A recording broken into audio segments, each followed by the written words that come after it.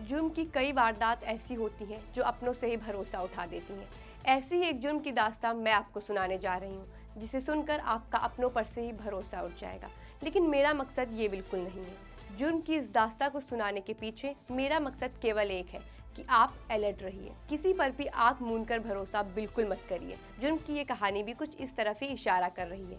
तो चलिए सुनाते हैं आपको 6 कत्ल की एक ऐसी रहस्यमयी कहानी, जहां कातिल तो घर का ही था, लेकिन उस तक पहुंच पाना पुलिस के लिए आसान बिल्कुल नहीं था। नमस्कार, मैं अनुष्का सिंह और आप देख रहे हैं 24 अड्डा। मामला है केरला की त्रिवंतपुरम में मौजूद वेंजरमूडू पुलिस स्टेशन का। अक्सर ये इलाका बहुत शांत रहता है, लेकिन उस दिन जो हुआ, इस इलाके में रहने वाला हर शख्स भीतर से डरा हुआ है। 24 फरवरी शाम 6 बजे तक 23 साल का युवक आफान पुलिस थाने पहुंचता है और कहता है, मैंने 6 कत्ल किए हैं।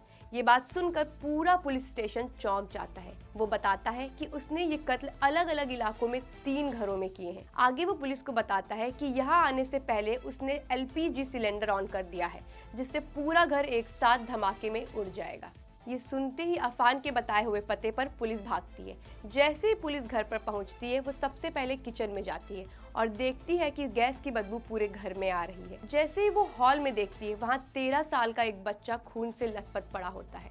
वो आफान का भाई होता है। पुलिस शीशा तोड़कर आगे कमरे में जाती है तो वहाँ देखती है कि उसकी माँ पड़ी होती है, जिसकी सांसें अभी तक चल रही होती हैं।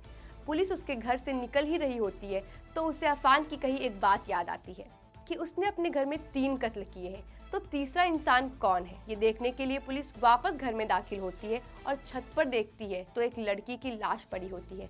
और आपको बता दें कि वो आफान की गर्लफ्रेंड होती है। अनन फनन में उसकी मां को अस्पताल में भर्ती कराने के बाद पुलिस दोबारा आफान के पास पहुंचती है। पुलिस को अब उससे 3 अन्य लोगों के कत्ल के बारे में जानकारी लेनी थी।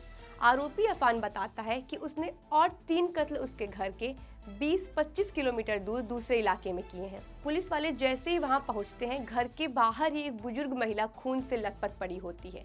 ये आफान की दादी होती है।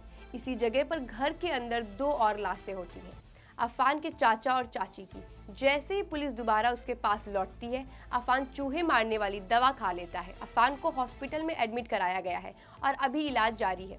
आफान ने पूछताछ में बताया है कि उसने अपनी गर्लफ्रेंड को अपने घर पर बुलाकर हथौड़े से मारा है। शुरुआती जांच में आशंका जताई जा रही है कि आर्थिक तंगी के चलते उसने यह खौफनाक कदम उठाया है। बताया जा रहा है कि आफान के पिता सऊदी अरब में रहते हैं। वे पिछले 7 साल से घर नहीं आ पाए हैं। उनके ऊपर वहां बहुत कर्जा हो गया है।